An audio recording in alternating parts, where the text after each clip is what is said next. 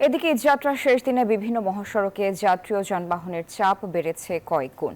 আজও ঢাকা-টাঙ্গাইল যমুনা সেতু মহাসড়কে কয়েক কিলোমিটার যানজটের সৃষ্টি হয়েছে।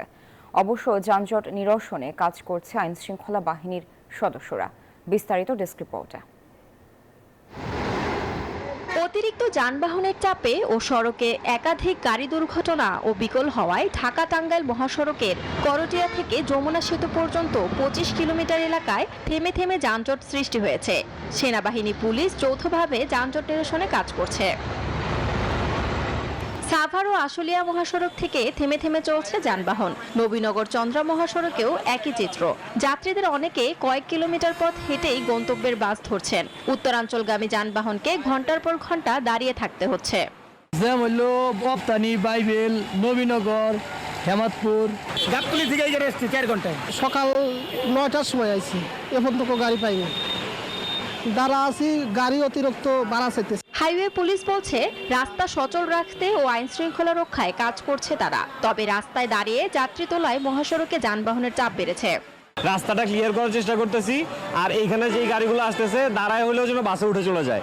আমরা ট্রাক এলাও করতেছি না, বাসগুলোতে যেন উঠে চলে যেতে পারে সেই ব্যবস্থা করতেছি, যেন কম ভাড়ার মধ্যে চলে যেতে পারে। এদিকে ভোর থেকেই ঢাকা ময়মনসিংহ মহাসড়কের বিভিন্ন স্থানে পরিবহনের জন্য অপেক্ষা করছেন যাত্রীরা। সকাল থেকেই গাজীপুরের বোর্ড বাজার থেকে চান্দনা চৌরাস্তা পর্যন্ত 5 কিলোমিটার এলাকায় যানজটের সৃষ্টি হয়। গাড়ি যাও পাই, আমরা সিট পাই না। সিট পাইলে নর্মাল ভাড়া 200, এই জায়গায় 1000 টাকা ভাড়া চাইতেছে। গাড়ি পাওয়া যাইতেছে না, যে কোন আহানের অবস্থা একই। গাড়ি ভাড়া বেশি যাচ্ছে, গাড়ি পাচ্ছি না। এদিকে নারায়ণগঞ্জে ঢাকা চট্টগ্রাম ও ঢাকা সিলেট মহাসড়কে যানবাহনের বাড়তি চাপ থাকলেও কোথাও কোনো যানজট নেই। তবে গণপরিবহনের সংকটের কারণে সকাল থেকেই যাত্রীদের দুর্ভোগ পোহাতে হচ্ছে। এছাড়াও রয়েছে অতিরিক্ত ভাড়া আদায়ের অভিযোগ।